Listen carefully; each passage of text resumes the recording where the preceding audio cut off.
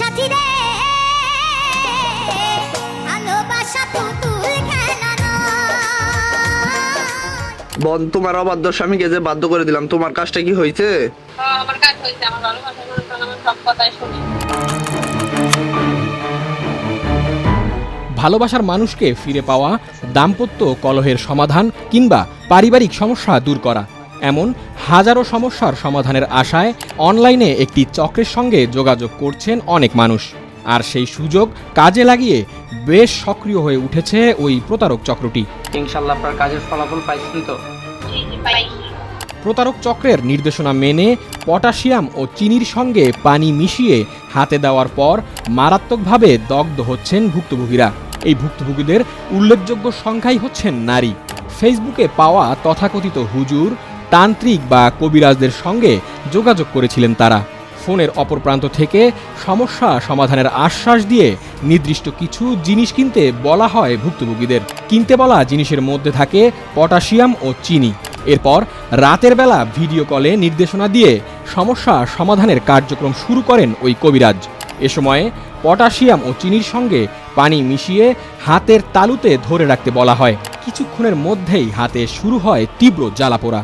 আমরা ওই নাস্তার জন্য যে টাকা দেই স্কুলে যাওয়ার সময়, ওই টাকা দিয়ে সে কিনে নিয়ে আসছে, পটাশ কিনে নিয়ে আসছে। আর ঘরে মিষ্টি ছিল, মিষ্টি সহ হাতে নিছে।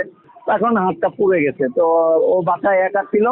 আর পুড়ে যাওয়ার পরে আমার শালা বাসায় গেছে, মানে ও বাইরে ছিল, বাসায় গিয়ে দেখে যে ওর হাতের এই অবস্থা। তখন আমাদেরকে ফোন দিছে। আমরা প্রথমে ঢাকা মেডিকেলে ট্রিটমেন্ট করছি, পরে ওখান থেকে বার্নি বা ন্যাশনাল বার্ন হাসপাতালে নিচ্ছি। এটা তো পূর্ণ হয় নাই, অস্বাভাবিক ব্যাপার। এটা পূর্ণ হবে কিভাবে?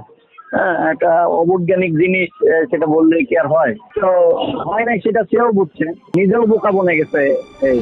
প্রথমে তদবিরের জন্য টাকা, এরপর পোড়া হাত সারানোর জন্য ওই কবিরাজ বা হুজুর বাড়তি অর্থ দাবি করতেন। ভুক্তভোগীরা জানান, দুর্বলতার সুযোগ নিয়ে এভাবেই দফায় দফায় তাদের থেকে টাকা আদায় করা হতো। টোটাল 18, 19, 20, 21,000 টাকা নিয়ে গেছে। 21,000 টাকা নিয়ে গেছে। আর আপনার যে কাজের জন্য আসলে টাকাটা নিছে, সে কাজটি হয় নাই? না, কিসের? এটা তো কোনো কাজ না, এটা ভুয়া।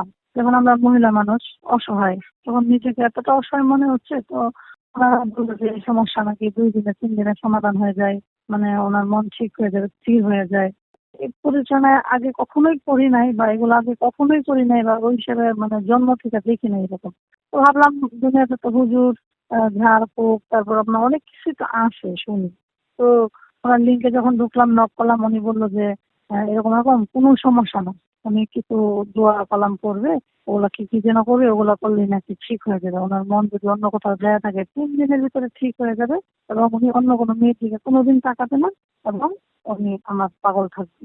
তারপর বললো কিছু জিনিস লাগবে। আমি বললাম কি জিনিস লাগবে? বললো যে হয় না, ওই পটাশ লাগবে। হ্যাঁ, পটাশ নিয়ে আসো। পরে আমি বললাম পটাশ দিয়ে কি হবে? বললো এটা দিয়ে আমরা ঝাড়ফুঁক করে দিব, পরে ইউজ করবা বা ঘরে রেখে দিবা, তাইলে দেখবো ঠিক হয়ে যাবে। তো আমাকে দিয়ে উনি পটাশ আনাইছে, কাউকে বলতে নিষেধ করছে, একটা রুমে যায় বসতে বলছে। বসলে উনি বললো পানি নিয়ে বস। চিনি নিলাম, বললো একসাথে করে তাই হাতের মুঠে করে ধরে হাতের মুঠে লো। এমন ভাবে ওনারা বাধ্য করে, মানে বোঝার কোনো কায়দা নেই যে কি হচ্ছে আসলে আমার সাথে। চিনি পটাশ একসাথে নিয়ে পরে এটার মধ্যে পানি ঢাল। যখন পানি ঢালছি, মানে এমন গরম বিক্রিয়া শুরু হয়েছে। উনি বললো যে জিন বড় করবিস, মানে আমার উপর জিন আসর করছে। তো আমার তো মানে আমি এরকম কোনো কিছু শুনি না, এরকম বিক্রিয়া যে হয় এটা তো আমার জন্মের পর আমি দেখিনি। পানিটা ঢালার পর গরম হয়ে বলক উঠে আগুনের মতো ধোঁয়া ছুটতেছে, এরকম হাত আমি শক্ত করে বলছি দূরে রাখতে, ছাড়িস না, জিন বড় করছে। আমি তো ভয় পেয়ে গেছি, অনেকটাই ভয় পেয়ে গেছি। আমার শরীরে মানে বিক্রিয়া শুরু হয়েছে, তো মানে একটা মানে কম্পন শুরু হয়েছে, ভূমিকম্পের মতো শরীরে ওইটা বিক্রিয়া ঘটছে। এটা তো মানে আমার জানা ছিল না। তখন আমি আরো শক্ত করে 2 হাত দিয়ে ধরাতে আমার 2 হাত পড়ে গেছে। যাওয়ার পর হসপিটালে যাওয়ার পরে বুঝলাম যে এটার নাম পটাশ, এবং এই ভুক্তভোগী আরো অনেকে, এটা মানে একটা চক্রান্ত। হসপিটালে যাওয়ার পরে আমরা বুঝতে পারছি। এখন আমার হাত ধরেন অনেকটাই আঙুলগুলা বাঁকা হয়ে গেছে, কতটুকু ক্ষত হয়েছে সরতেছেই না। কথিত সেই সব কবিরাজের সঙ্গে যোগাযোগ করার চেষ্টা করেছিল টিবিএসও। তবে নির্দিষ্ট ভুক্তভোগীর কলে রাতের বেলা যে ফোন নম্বর সচল পাওয়া গেছে, বারবার চেষ্টা করেও দিনের বেলা সেই ফোন নম্বরে সংযোগ স্থাপন করা যায়নি। ঢাকা মেডিকেল কলেজ হাসপাতালের বার্ন এবং প্লাস্টিক সার্জারি বিভাগের প্রধান ডাক্তার বিধান সরকার বলেন, সচেতনতা বৃদ্ধি ও সতর্ক থাকার কথা। এই সকল যে কি বলে সাধু বা ফকির কবিরাজ তারা যে এইগুলা করছেন, এগুলা কতটুকু সায়েন্টিফিক বেসিস আছে আমরা জানি না, কিন্তু তারা এগুলা অন্ধের মতো বিশ্বাস করে এইগুলা জিনিসগুলো করছেন। তো এগুলা যাতে শিক্ষিত মহিলা, মেয়ে বা পুরুষ সংখ্যা কম যারা আসেন, তো এরা যাতে এগুলা না ব্যবহার করেন, এবং এটা ব্যবহার করলে যে কি ক্ষতি হয়, সে হাত পুড়ে যায়, ডিপ হয়ে যায়, সেখানে আবার অপারেশন লাগে এবং অনেক সময় হাতগুলো ডিসেবল হয়ে যায়। হ্যাঁ, তো এই জিনিসগুলো যাতে না হয় সেই জন্য এই শিক্ষিত লোক বা অশিক্ষিত যেই হোক সবাইকেই এই উপদেশ যে এই সব কবিরাজদের শরণাপন্ন না হন বা ওনারা যা বলেন সেগুলো যাতে না করেন, তাতে এই জিনিসগুলো অ্যাভয়েড করা যাবে আর কি। তো আসে একদম এন্ড স্টেজে আমাদের কাছে, তখন আমাদের অপারেশন বা এইসব ছাড়া আর কোনো গতি থাকে না। এই সমস্যার সমাধান কি?